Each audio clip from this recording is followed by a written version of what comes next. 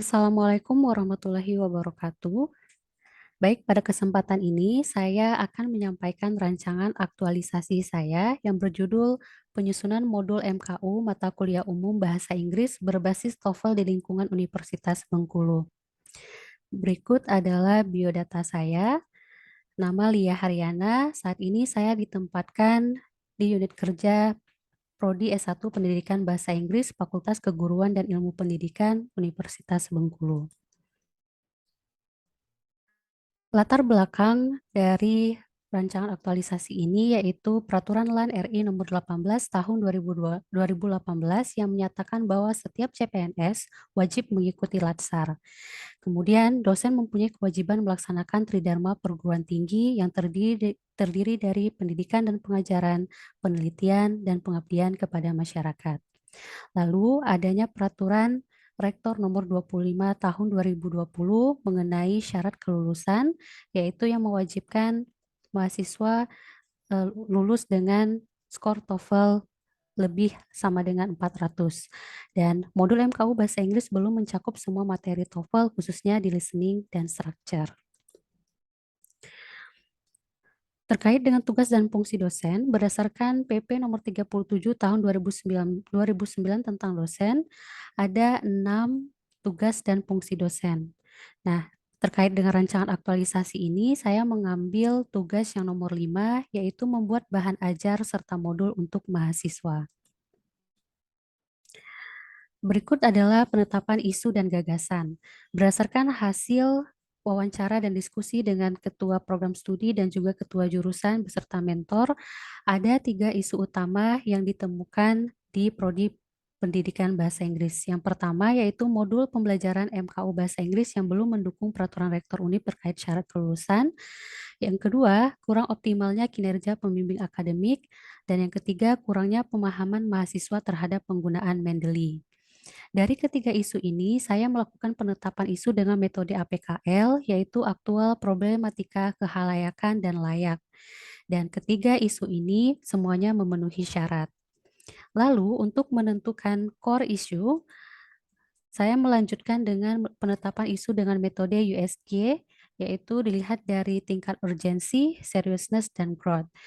Dari ketiga isu ini, isu yang pertama yaitu mendapat skor paling tertinggi ataupun menjadi prioritas, yaitu modul pembelajaran MKU Bahasa Inggris yang belum mendukung peraturan Rektor Unip terkait syarat kelulusan skor TOEFL.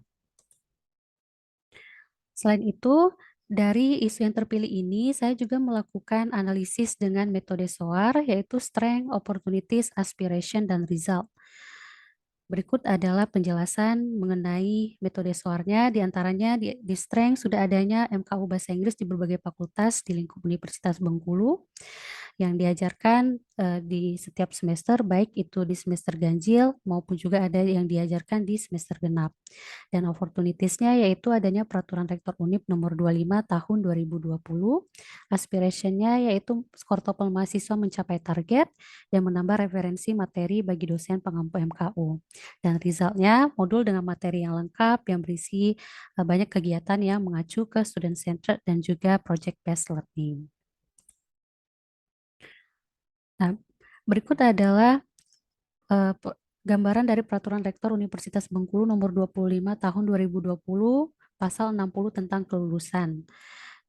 Di sini di poin D dijelaskan bahwa seorang mahasiswa dinyatakan lulus program vokasi dan sarjana jika telah memenuhi persyaratan, yaitu telah lulus tes TOEFL prediksi dengan skor maksimal 400, minimal 400 yang diselenggarakan oleh UPT Bahasa Universitas ataupun dari lembaga internasional yang diakui. Berikut adalah penetapan isu berdasarkan analisis Fishbone yang terdiri dari mesin, methods, materials, measurement, man, dan environment. Dari analisis Fishbone ini, saya melakukan mengambil analisis mengenai materi yang modul yang belum diperbarui sesuai dengan kebutuhan mahasiswa dan juga konten modul yang belum lengkap membahas TOEFL serta adanya peraturan Rektor Unip nomor 25 tahun 2020. Adapun gagasan kreatif yang diajukan, yaitu yang pertama, para pemangku kebijakan khususnya pada bidang akademik melakukan sosialisasi kepada dosen, mahasiswa, dan tenaga kependidikan khususnya admin prodi, dan yang terlibat langsung maupun tidak langsung dalam kegiatan pembelajaran agar seluruh pihak dapat mengetahui dan memahami informasi terkait peraturan rektor tersebut. Yang kedua, dosen bahasa Inggris sebagai dosen pengampu MKU Bahasa Inggris melakukan koordinasi kerja membuat rencana kegiatan penyusunan ulang modul MKU Bahasa Inggris. Lalu, dosen bahasa Inggris melakukan analisis modul pada modul MKU Bahasa Inggris yang ada sekarang untuk memilah materi yang masih sesuai dengan kebutuhan. Dan dosen bahasa Inggris berkolaborasi dalam menyusun ulang modul MKU Bahasa Inggris dengan memasukkan materi-materi TOEFL. Berikut adalah daftar kegiatan yang dimulai dari persiapan, yaitu melakukan analisis kebutuhan ataupun need analisis, dengan outputnya nanti adalah hasil analisis kebutuhan berupa materi dan juga catatan hasil analisis kebutuhan. Lalu melakukan diskusi baik dengan mentor, ketua jurusan, dosen MKU, dan juga mahasiswa yang pernah mengikuti kelas MKU. Dan selanjutnya yaitu mengumpulkan bahan bacaan ataupun rujukan, baik itu di perpustakaan maupun dari internet. Dan outputnya nanti adalah daftar modul TOEFL yang digunakan di UPT Bahasa ataupun ataupun dari situs yang dijadikan rujukan. Tahap selanjutnya yaitu tahap pelaksanaan, yaitu tahap utama yaitu menyusun modul. Output yang akan dihasilkan yaitu berupa modul awal dan juga buktinya soft file dan hard file modul awal. Lalu mensosialisasikan modul baik kepada ketua jurusan, kepada dosen MKU Bahasa Inggris maupun kepada mahasiswa sebagai uji coba lapangan. Outputnya nanti adalah em, ketua jurusan, koordinator MKU, dan para dosen pengampu mengenal modul MKU dan juga adanya dokumentasi foto kegiatan sosialisasi. Dan tahap terakhir yaitu evaluasi, yaitu dengan meminta tanggapan ataupun penilaian kepada ketua jurusan maupun kepada dosen MKU terhadap modul yang sudah disosialisasikan dan juga meminta tanggapan kepada mahasiswa. Dan terakhir yaitu merevisi modul sesuai dengan masukan yang diterima. Adapun dampak pemecahan isu ini, yang pertama bagi individu dengan melakukan penyusunan modul, dosen sebagai penyusun dapat memahami kebutuhan-kebutuhan mahasiswa melalui tahap analisis. Dengan demikian, materi-materi dalam modul akan disusun dengan mempertimbangkan aspek kebutuhan, tampilan, dan kebermanfaatan bagi pengguna ataupun bagi mahasiswa. Adapun bagi fakultas dan universitas, tersedianya modul pembelajaran yang sesuai dengan kebutuhan dalam hal ini untuk mencapai kebutuhan lulusan dengan skor TOEFL lebih besar sampai dengan 400 dan akan membantu ketercapaian visi unit kerja. Dan bagi masyarakat, masyarakat akan mendapatkan manfaat jika Universitas Bengkulu berhasil meraih akreditasi internasional karena akan menimbulkan rasa bangga atas kualitas pendidikan yang semakin mendunia.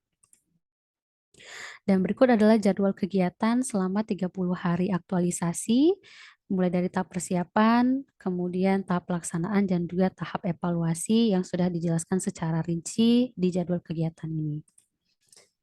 Dan berikut adalah jadwal kegiatan milestone baik itu jangka pendek yang yang akan dilakukan selama aktualisasi, lalu ada jangka menengah 3 sampai 6 bulan yaitu mengajukan ISBN modul dan mensosialisasikan modul ke semua fakultas, dan jangka panjang 1 tahun sampai dengan seterusnya yaitu melaksanakan simulasi TOEFL secara berkelanjutan dan memberikan materi penguatan bagi mahasiswa yang belum mencapai target dan bagi yang ingin meningkatkan skornya.